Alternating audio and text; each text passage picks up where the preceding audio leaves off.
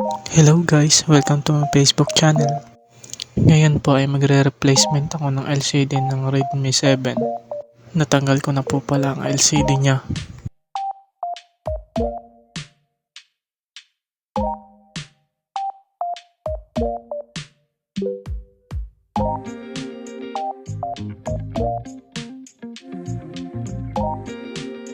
Yan na po ang kanyang bagong LCD na ipapalit.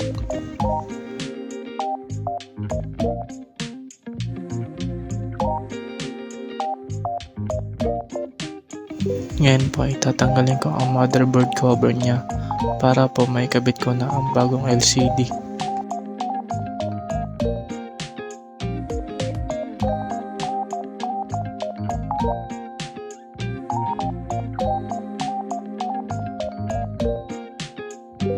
Natanggal ko na po ang motherboard cover niya. Kakabit ko na po ang LCD niya para po matry.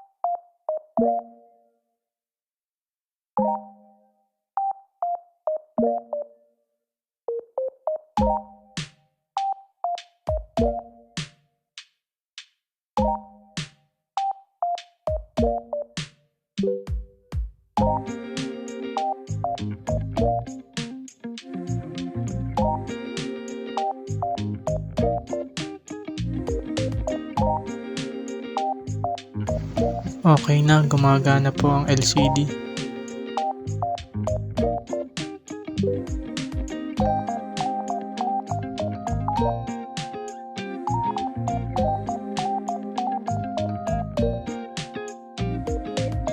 Soft touch naman po siya, wala nang pong problema sa LCD.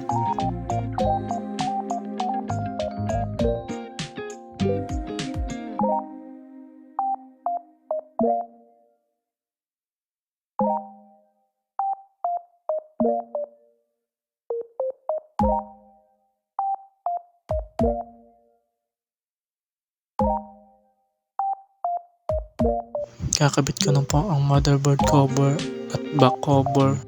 Lalagyan na din po natin pandikit ng sa LCD niya.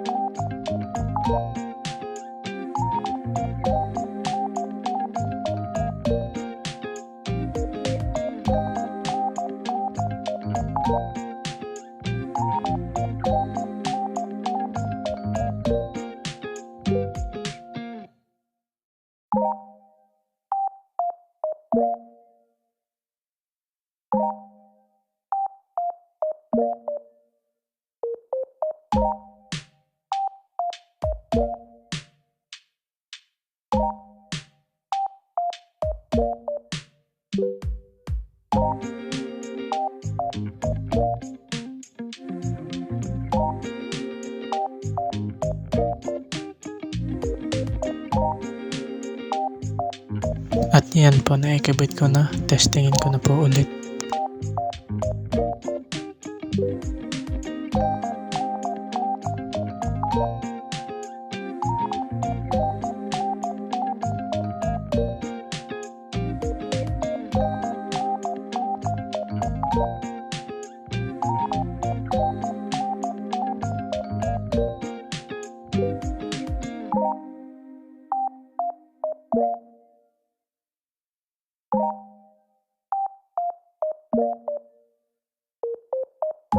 Yan po, okay na. Soft touch po siya.